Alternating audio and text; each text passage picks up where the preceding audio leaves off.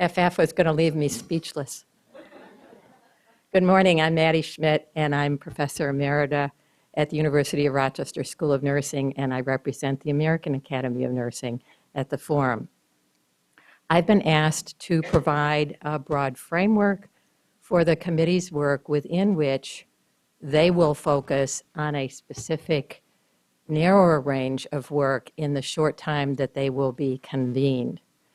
And I think in my presentation you will hear some themes echoed that have already been addressed, and you will also hear a slightly different take on the integration of silos and the relationship between practice and education.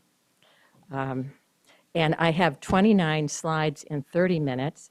So the slides in their full form will be available to the committee, but for the sake of time, I'm going to shortchange some of the content, particularly in the earlier slides, in order to stay within my 30 minutes. So here we go. I hope so. Nope, not advancing. Help, Megan.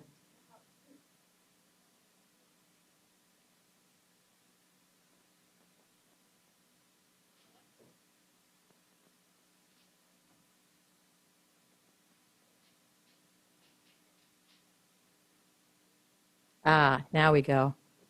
So this is an outline of what I want to cover briefly this morning. I decided at the last minute that I would start with the key challenges for the committee's work from my perspective because it frames the rest of the content and it helps explain why it's there. Definitions is something we've already referred to, and I think they are important too. I want to talk about the field of IPE. I want to take us briefly into a brief piece of history that gives us a sense of where we have arrived at. I want to talk about the emergence of safety and quality initiatives on the practice side as critical but not the whole story. I want to talk about the reemergence of IPE competencies on the education side. I want to talk about linking efforts between two different kinds of silos. I want to talk about the bidirectionality of pre-qualifying IPE and practice learning, reorient to outcomes in a broader sense, and bring in the patient, family, and community, and end with brief sections from the committee's charge to show you how I identified the key challenges from the charge itself. So key challenges for the committee. Provide clear definitions of the phenomena you examine.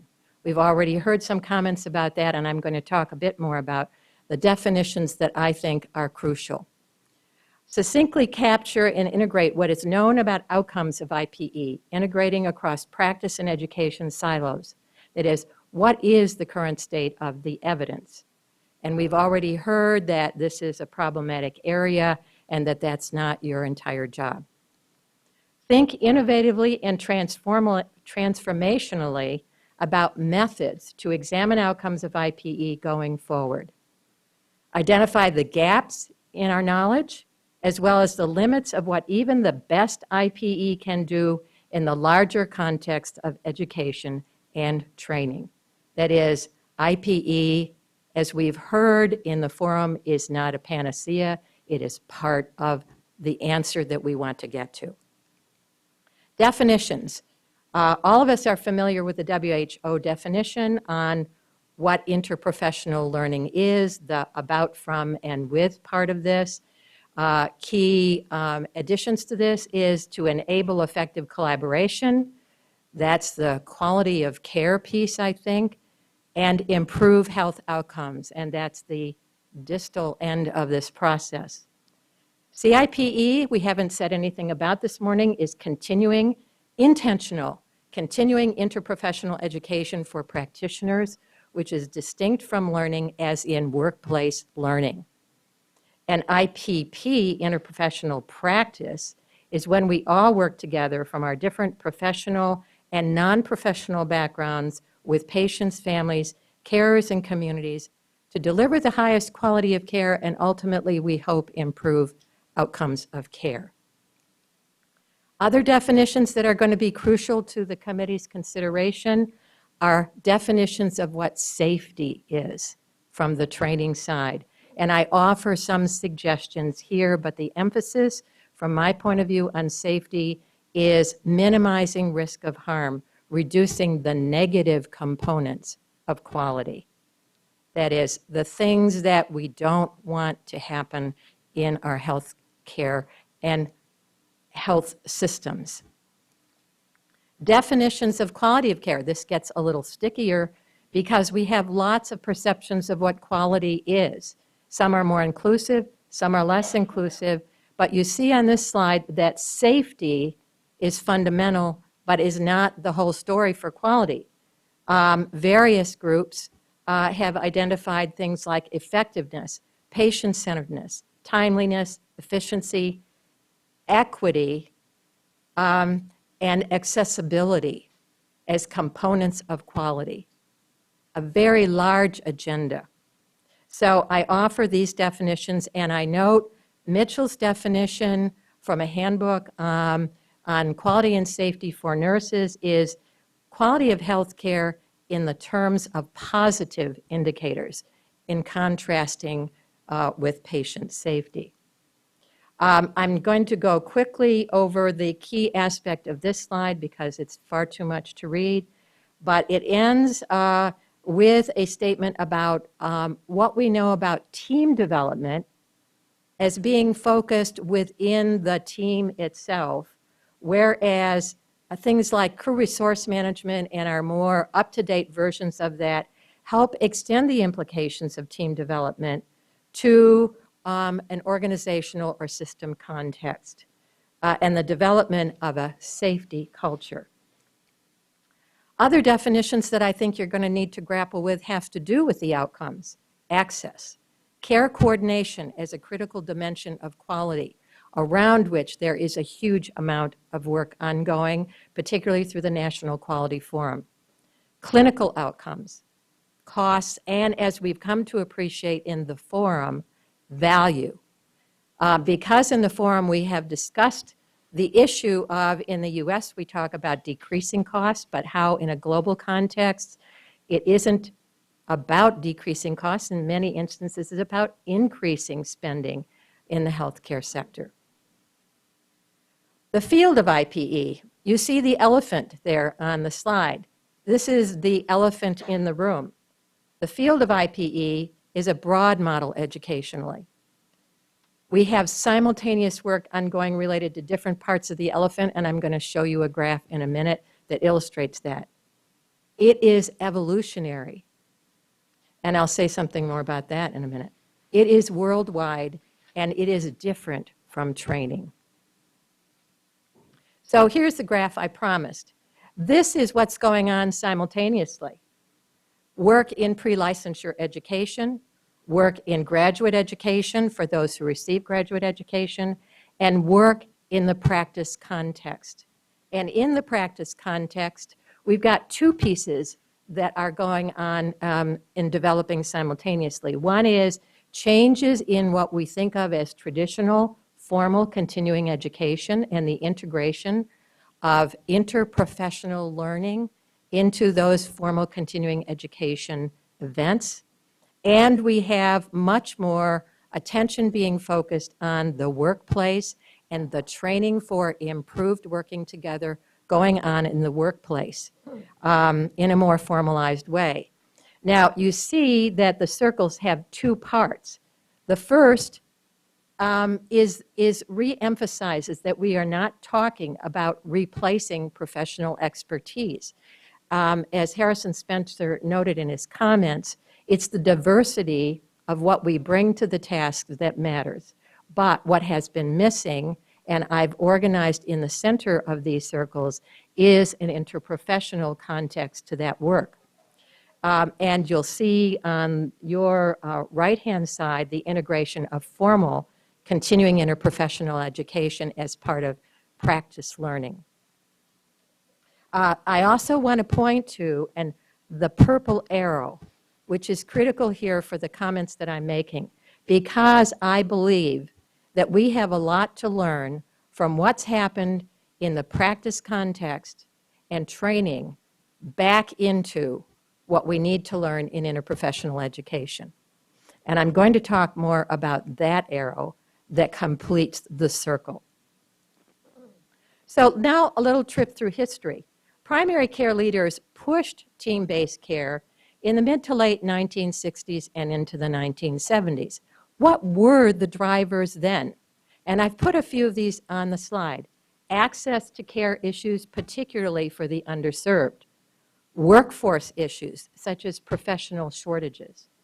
Needs for comprehensive care, including primary prevention. And in a chapter that I did with Scott Reeves and Bud Baldwin, we reflected on IPE in its earliest forms being informal, continuing interprofessional education where professions in particularly community health centers who were working together, including community health workers, tried to learn how to do this themselves together. Again, looking backward, the first Institute of Medicine report on interprofessional education was in 1972, and when we wrote the IPAC report on interprofessional competencies, a lot of quotes were retrieved from this document because what it told us was we haven't moved very far along since 1972, and some of the challenges that were issued in that report remain with us. That report, the details are here. Educating for the Health team was largely focused on the undergraduate level. It had a lot of federal and foundation funding to move the agenda forward. It was driven by practice imperatives, which is really important, but it had limited pedagogy and weak assessment and evaluation. It also lacked broad support. And in this chapter that I mentioned, we reflected on what some of those issues were. It was a problematic timing for the first introduction of this agenda. Primary care was not a locus of power in medicine. Other healthcare occupations were early in their professionalization. New roles, such as the nurse practitioner and the physician's assistant, were controversial, the nurse practitioner more so. And that was perceived as part of, and I believe it was part of, the interprofessional education movement at that time. There was little interest in care delivery processes, lack of evidence for outcomes, and little interest in educational change. And it was not mainstreamed. On the other hand, in practice, we kept relearning through cycles of specialty areas the importance of working together. Starting in rehab back in the late 1940s, following World War II, in the rehabilitation disciplines who needed to work together to address the problems that people were facing, as war injuries in particular. Mental health, comprehensive care and chronic illness, primary care, rural care, geriatrics, intensive care, hospice and palliative care. There is literature in each of these areas addressing collaboration. Now, what's changed to bring us to this point? What's changed on the practice side? Interprofessional practice was reintroduced through powerful voices in medicine, quality, but especially safety. And I remember reading way back early in this new wave, an article, and I cannot find it, even though I've dug and dug, a sentence that said, patient safety saved interprofessional education.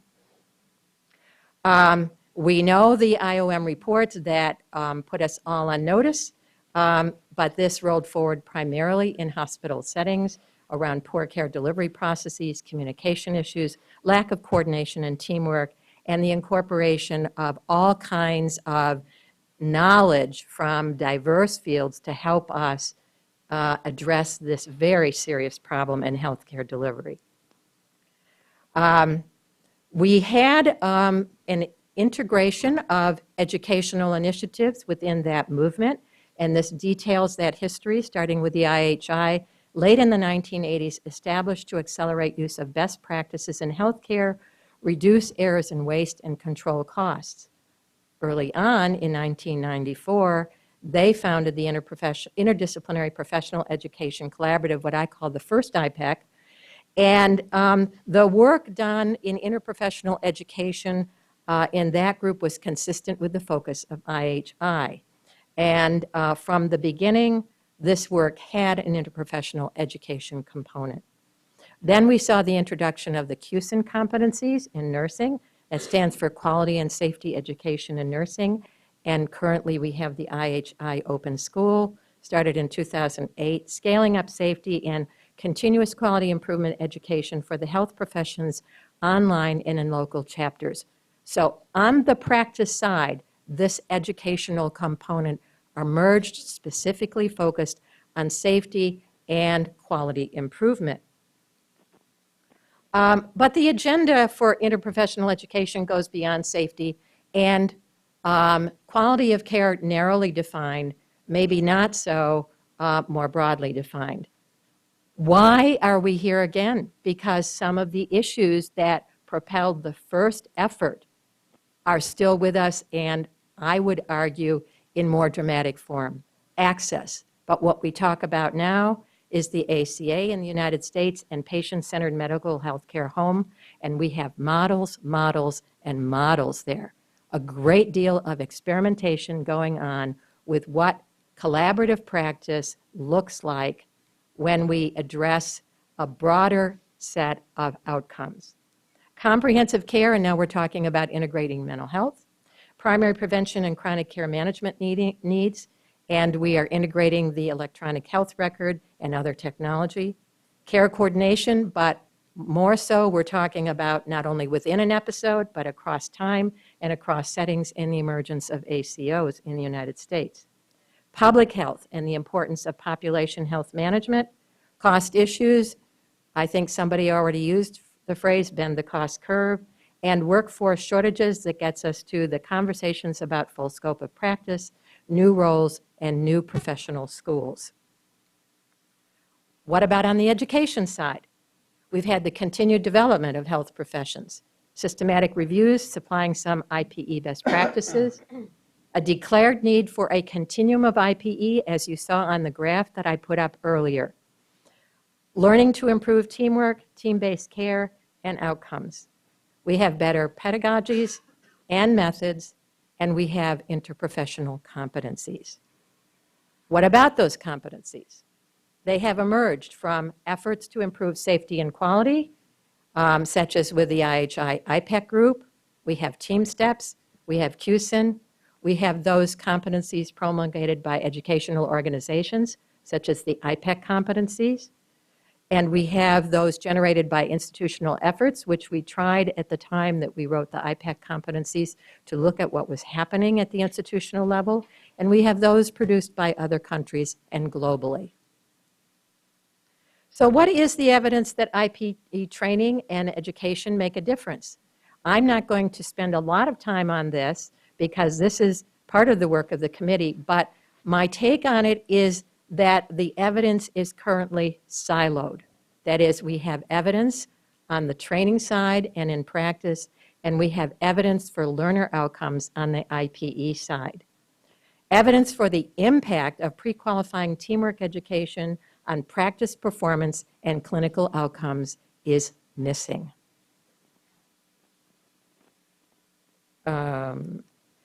All right, I want to, because I'm talking about bringing these two silos together, that is what we've learned on the training side and practice and what we have to offer in interprofessional education, I wanted to reflect on a few similarities between these two initiatives. Both identify faculty development as a crucial issue. Both struggle with assessment issues. Both understand that educational activities extend across the continuum. Educational work for both falls short of smooth integration within health systems. Where it happens, scaling up is an issue. Both are employing more simulation experiences to achieve learning goals. Both find shortfalls in students experiencing best practices in CQI for systems change or IP teamwork in clinical settings.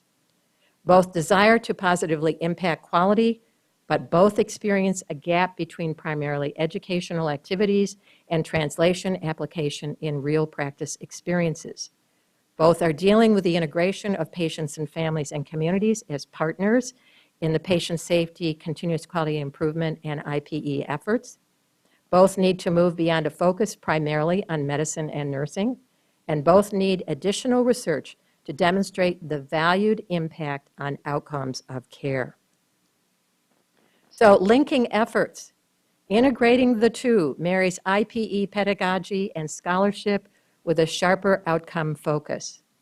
Integrating the two moves both closer to solving common educational problems while researching impact on outcomes, including safety and quality, and ultimately on the IHI triple aims. Here's a quote from a recent article by Salas and Rosen on building high reliability teams. The interprofessional education movement emphasizes teamwork among healthcare workers from the earliest stages of education and alignment of training programs conducted in the operational setting with these early opportunities to learn will no doubt enhance their effects. That is the challenge. We have two learning problems: new interprofessional learning for current practitioners and educating future generations of practitioners. I don't know why this keeps skipping. But we have continued silos. Separate silos carry core competencies development in these two areas forward, IPE with its own silo, and patient safety, continuous quality improvement within its silo, with important crossovers. We need to look at bidirectional learning between education and practice, backwards as well as forwards learning. We have good documentation of students learning from practice training lessons, moving the safety and quality improvement learning back into our educational efforts. Practitioners learning from educational expertise with the emphasis on formal preparation for diverse practice collaborations. I borrowed this slide from the National Center because it seemed to fit so well with the emphasis that I wanted to convey. It's a slide that shows a ladder of increasing attention to different outcomes that links opportunities between education and practice. We've heard a lot about how education helps us to get to know each other better. We've seen a lot on the practice side about learning to do teamwork together in real time, in real settings. It's focused us on patient safety and to some extent on quality, although there's a huge area there to consider. But remember that I said earlier we have other goals for interprofessional learning: access to care, workforce development that fits the needs that we're being asked to address, community health outcomes, and driving costs out of our systems of education and practice, which gets us to how we can help each other between education and practice to move this agenda forward. Making room for patients, families, and communities. We've had a wonderful dialogue amongst ourselves about how we improve our work together. But until recently, and this happened in the forum too, we have come to understand that we are missing a critical partner. Partners, actually, patients, families, and communities. And the most recent work in this area that I want to call your attention to is by the Macy Foundation in 2 monographs. Cox and Naylor edited the monograph Transforming Patient Care, Aligning Interprofessional Education with Clinical Practice Redesign. And the more recent report, and I cite here the conference recommendations rather than the whole report because that's what I had quick access to. I'm not sure whether the full report is yet out. But Partnering with Patients, Families, and Communities, an Urgent Imperative for Health Care. I also want to call your attention to a recent monograph from the National Patient Safety Foundation, really where they have integrated patient voices very substantially, called Safety is Personal. So that takes us to the last slide, and I am within my 30 minutes. Wow. unusual for me. To the key aspects of the committee's charge and why I went where I did on that journey and back to the charge. Recommend a range of different approaches, in parenthesis, methods, based on best available methodologies to measure the impact of IPE on collaborative practice, patient outcomes, or both, as determined by the available evidence. And I have a little bit of concern about this charge needing to be a little bit broader, because it says, and this is taken from the text that you all got as a committee, looking beyond the classroom for impacts of IPE on patient safety, provider and patient satisfaction, quality of care, community health outcomes, and cost savings. But also, you've been asked to identify gaps where further research is needed, recognizing that the evidence is limited. And this is the piece that I have the most difficulty with, and it goes back to Maria's earlier comments. It says, target health professions, educational leaders. And I think the target stakeholders are much broader than educational leaders, although clearly we need transformation on the educational side. Thank you very much. And this ends with a series of references which are there for the committee's work. Thank you.